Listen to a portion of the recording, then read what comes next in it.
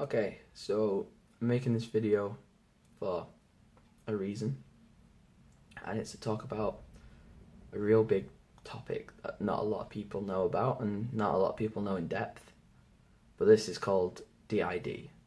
DID is dissocial identity disorder. It's a mental disorder, medical disorder as well, that obviously what it is, it's the idea that you can create a person to live with inside your head, and it's kind of like an alternative personality that you can switch between. Some people get it worse where they have numerous personalities they can switch between. Some people have the one main one that they switch between, but it is like no illness that I've ever heard of before. And you see films like Split is a perfect example with James McAvoy. Highly over dramatizes it, highly overdoes it, but it gets the point across of what a day in the life of a person with DID is like. And it's like split personality, so you can go from being one to the other. And schizophrenia is mixed in with that. Lots of other mental disorders are mixed in with that. But DID is one of those where it's kind of the least bad one of the lot, because you can overcome it. But to overcome it, you got to understand how you got it. And that's why I'm going to talk you through this story of this person. And this person was a 12-year-old who was very lonely. He wasn't originally lonely, but he was lonely at the age of, after his 12th birthday, I'd say. Because a lot of his friends were going around and they were having girlfriends and they were having relationships. And for the first time in his life, he had his friends who were so close were just gone. And they were just doing things with other people. And that was really upsetting for him, because obviously his friends who've been there for years have just gone. And they go out on dates and they go out with other people. And he felt weird that he didn't do that. And after a while, after talking to some people and some friends, they offered him a website that they'd use themselves. A website where you could go and talk to people, make friends, kind of like a younger version of Facebook, if you'd like. So this person set up an account with his friend, and his friend showed him how to do it and how to work the site, and eventually he came across a profile of a person who seemed to be okay, interesting, similar interests. But little did this person know, this would be the traumatic person, this traumatic event in his life that would cause his DID. Because that's how DID is caused, through a traumatic event in someone's life. And pretty much, this was the start of the worst 5 years of his life. He'd met this person, and from the minute he kind of met her in person, he knew that this person was going to be bad news, bad trouble. She was very unlike her profile suggested. And after 3 horrifically long months of verbal abuse, physical abuse, mental abuse, the person couldn't take it anymore and had to get out. But this girl, she had such a past. She had a really bad dad. She had a really bad stepfamily, and all the nasty, horrible things that she was doing, this person was trying to find a reason why she did what she did, trying to justify it when it was the most unjustifiable thing in the world. But they tried, and in their head they just couldn't do it. So after 3 months of hell, they managed to pull themselves out, finally get away. The only reason they hadn't left before is because they were trying to help get through this traumatic thing that she's going through and try and help her with her issues, but she was too far gone. And fear alone stopped them from ever running away. But eventually, after 3 horrific months, they got out of it. He got out of it. He was free. But the damage was already done. Because he'd found himself already with DID. Developed slowly through these 3 months of hell and abuse and torture. And they went to clinics. They went and got tests. They went and got checked. And yeah, they had DID. And this person had DID for like, just from that 3 months. And that was so weird to think. And then this person had to learn so much about it so quickly to kind of understand and cope with what's going on around them.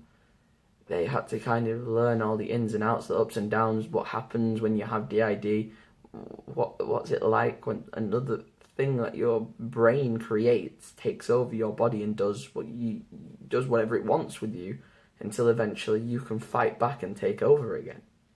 And until you've been in that situation, it's so hard to get your head around and try and describe, because it's as if someone else is controlling you and you're just watching it through your own eyes. You're watching it happen before you. You've got no control, you've got no power, and it's just happening and you can't stop it. And that affects everything. Emotions, talking to people, conversations, attitudes, behaviours, everything. And it's such a complex illness that it's stupid. But it is curable. Thank God it is curable.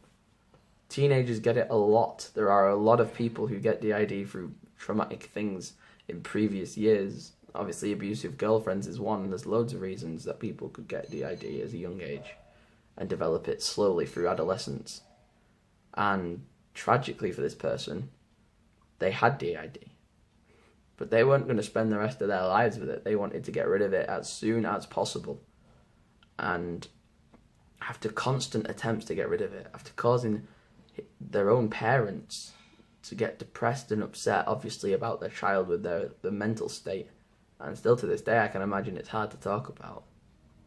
But this person managed to fight this fight and go through it. And eventually, they've overcome it. And DID is such a hard thing to describe properly, such a hard thing to get into depths with, unless you physically had it or know someone who's been in that situation. It's so hard to try and wrap your head around, because it's so complex and confusing and elaborate and weird and strange, and it's so undescribable that it's insane. But it can make you lose your mind. But eventually, after fighting and trying and being as strong-minded as possible and positive as possible and finding an inspiration to get involved in, I know for a fact this person with DID has managed to get rid of it. It's completely gone. They've been tested, retested, and they've had all sorts of mental evaluations, psychological tests, and professionalist examinations, and it's greenlit. Everything's over. It's finished. But that was 5 years of a person's life gone because of DID, affected by DID. And now that it's finally over and done with, it's phenomenal for this person. This person's now managed to find a relationship and a girlfriend that he loves, and she supports him. And it's such a hard thing to carry around on your shoulders, and such a heavy burden to carry around, but focusing on positives, focusing on the future, focusing on something happy and strong and so inspirational and so passionate and open and lovely. This person's very lucky. They've completed some massive challenges, and they've been in some horrific situations because of DID, but after that stage of life is closed, this person wakes up every morning and they're happy with life. They go to bed, they're happy with life. They go to school, they're happy with life. They never used to be. It used to be voices and knittering and screaming and yelling all at once, and it used to be constant mental torture from within inside your own head. How do I know all of this? How do I know about this person? How do I know about this story? How do I know about everything they've gone through? It's because that person was me.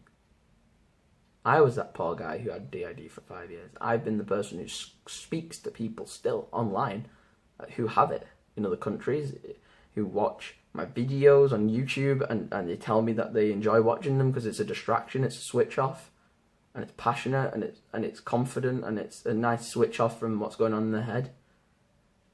And although DID is now out of my life and it's never coming back, I can't help but feel sympathy for the people who've had it, who still have it, who fight it every day. And I feel sympathy for those people who've never witnessed it. Because until you witness it, until you know someone who's had it, it's impossible to describe correctly, because everyone's situation is different. But the idea of having your body your face, your voice, your hair, your eyes, your whole limbs and organisms being completely controlled and puppeteered by some strange, dark, twisted part of your brain, and you can just sit there and watch and can't do anything. That's a creepy, terrifying feeling to have. And that's why, you know, when emotional situations come about, it does rise up again. And obviously, these personalities who take over, they have lives of their own, they have wills of their own, they have passions of their own. And there are thousands of videos on the internet that can describe this in a better way. But every individual identity is different. One of the main identities that I had wanted everything negative. Everything I didn't want, it wanted. I didn't want to eat as much, it wanted to eat as much as it wanted to. I didn't want to interact on a relationship level with an individual. He wouldn't care, he'd go for it. And that's a terrifying process to get in your head.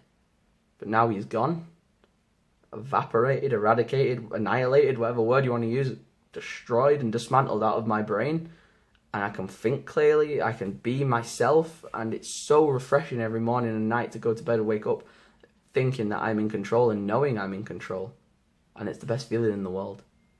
So hopefully this video's helped understand it. Hopefully I've done a good job at describing it. I'm sorry if I haven't, but it'd mean a lot to me if you've made it to the end of this video and you've listened to this entire story. So thank you. And hopefully this has shed some light on D.I.D for you. Goodbye.